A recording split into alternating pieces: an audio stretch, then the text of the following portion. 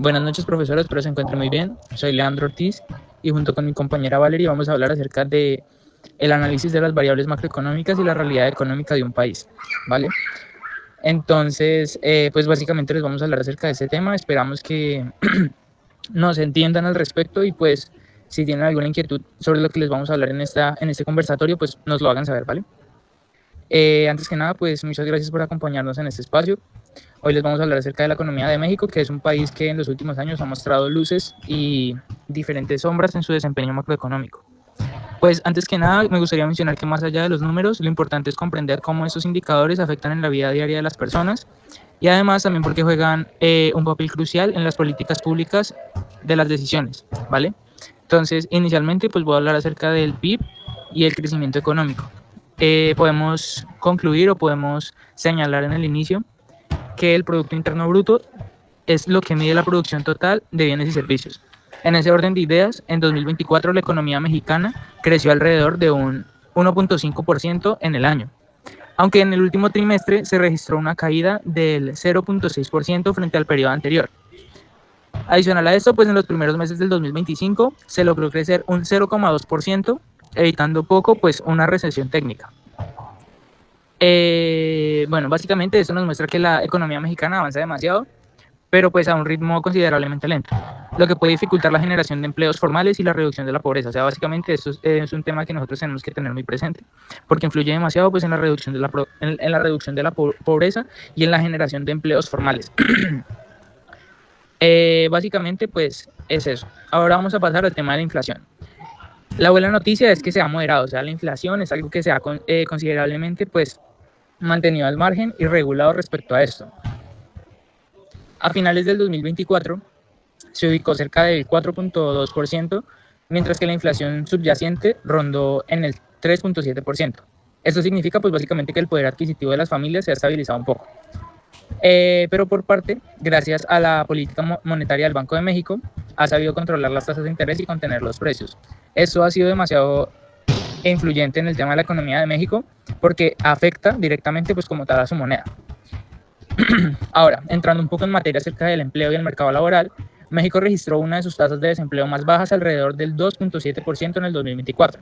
Esto suena positivo, pero pues básicamente detrás de cada cifra existe un desafío. Por ejemplo, la calidad del empleo. Muchos puestos siguen saliendo informales y con bajos salarios mínimos, aunque hay señales de mejora gracias al aumento del salario mínimo y programas para impulsar la formalización. Pues tenemos que tener en cuenta de que aquí en México es bastante, digamos que común el tema de los empleos informales, porque pequeños emprendedores o familias que buscan salir adelante deciden montar un empleo informal o una empresa informal. Ahora, tocando el tema del comercio exterior y pues la inversión, México es un jugador fuerte. Lo puedo concluir así, puedo comentar que México es un jugador fuerte, porque en el 2024 alcanzó un récord de inversión extranjera directa a más de 36.000 millones de dólares. O sea, teniendo en cuenta esta magnitud del dinero que pudo generar en el momento, lo podemos categorizar como un jugador fuerte. Lo que refleja esto pues es la confianza de los inversionistas internacionales, además de que las exportaciones han crecido y han generado un superávit en la balanza comercial. Todo esto son factores y son aspectos que fortalecen la economía mexicana en el ámbito tanto nacional como internacional. Ahora, comprendiendo el tema de las finanzas públicas y la deuda, no todo es positivo, porque en México, más específicamente en el 2024, cerró una deuda pública cercana al 50% del PIB. Y eso es un déficit fiscal de más del 5%, porque y además esto limita el margen de maniobra del gobierno, porque significa que básicamente una parte importante de los recursos debe destinarse para pagar deuda en lugar de invertir en salud, o en educación, o en infraestructura, o cualquier otro aspecto. Y por último, pues es importante mirar la dimensión social, porque a pesar de los avances de empleo y programas de apoyo, México sigue teniendo altos niveles de pobreza y de desigualdad. Y esto se visualiza demasiado pues en su día a día. Además, muchas regiones del país enfrentan dificultades para acceder a oportunidades, lo que deja claro pues que el crecimiento económico por sí solo no garantiza la inclusión. Finalmente, México vive un panorama económico mixto, con estabilidad en precios y récords en inversión extranjera, pero también con un crecimiento débil, una deuda elevada y grandes retos de desigualdad. Aquí pues básicamente reflejamos la importancia de las políticas económicas, que no son simples números, sino que son decisiones que definen el bienestar de millones de personas. Finalmente, gracias por escucharme y pues sigamos atentos a cómo evoluciona en realidad la economía en México, y a continuación mi compañera Valerie les va a mencionar los temas complementarios respecto a este concepto principal, que es la economía en el país de México. Bueno, bienvenidos y gracias por acompañarnos en este podcast. Es un gusto poder compartir este espacio de análisis sobre la economía mexicana. En esta ocasión quiero invitarlos a mirar más allá de los números tradicionales que solemos escuchar, como cifras de crecimiento, la inflación, las tasas de interés, porque comprender la economía de un país no significa únicamente leer estadísticas, sino también entender cómo esas decisiones y resultados afectan la vida cotidiana de millones de personas. ¿Cómo influyen en las oportunidades que tienen las familias y el rumbo que puede tomar la nación en los próximos años? Vamos con el sistema financiero y crédito. Bueno, empecemos con el financiero. En estos últimos años, el sector bancario mexicano ha demostrado solidez y una regulación pues relativamente muy eficiente. Esto no es mejor, o sea, significa que a pesar de los vaivenes de la economía global, los bancos han mantenido estabilidad, lo cual brinda confianza tanto a inversionistas como a los propios ciudadanos.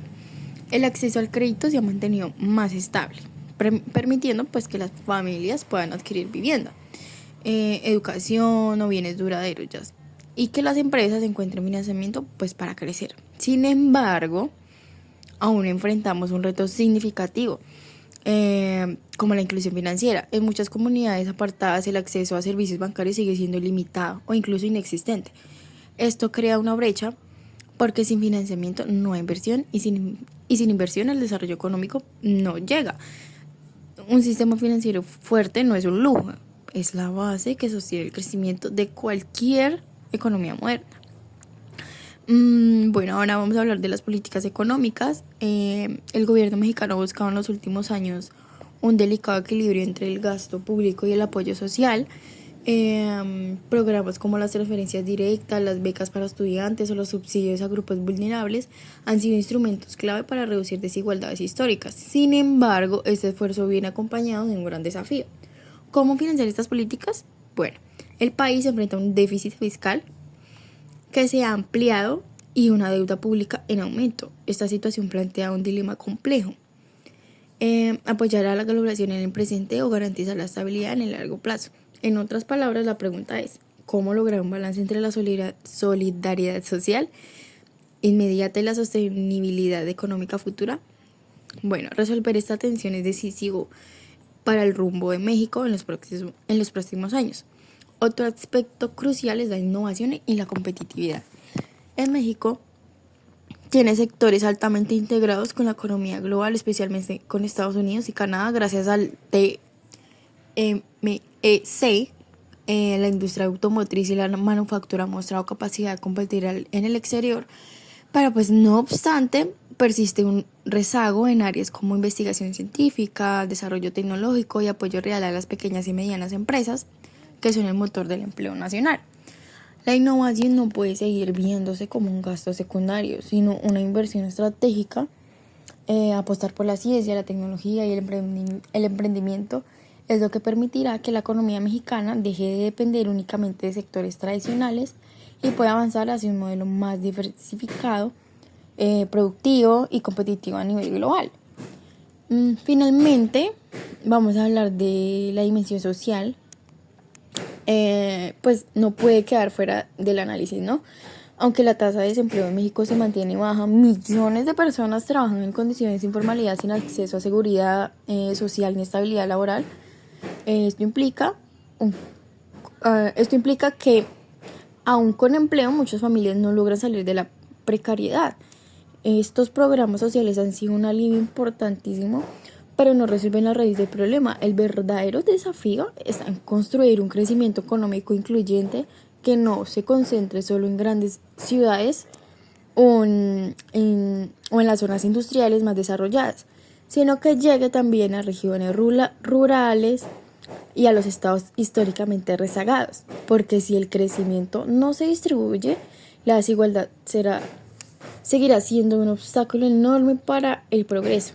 Bueno, En conclusión, México cuenta con importantes fortalezas, como un sistema financiero estable que da confianza, un sector exportador competitivo, que lo cual lo vincula al mercado internacional y programas sociales que han tenido un impacto real en la reducción de las desigualdades.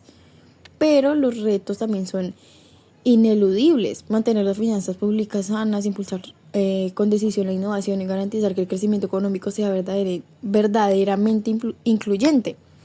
Pero bueno, al final del día las variables macroeconómicas nos muestran números y tendencias, pero detrás de cada cifra hay personas reales, con historias, aspiraciones, experiencia. Esto debería ser siempre el centro de cualquier política económica, no solo buscar estabilidad, pues sino también construir un país donde el bienestar y la justicia social sean una realidad compartida para todos y por todos. Bueno, este sería como el podcast de nosotros dos, haciendo el análisis de todo esto, hablando del país México. Gracias por escucharnos, por estar aquí. Y eso es todo.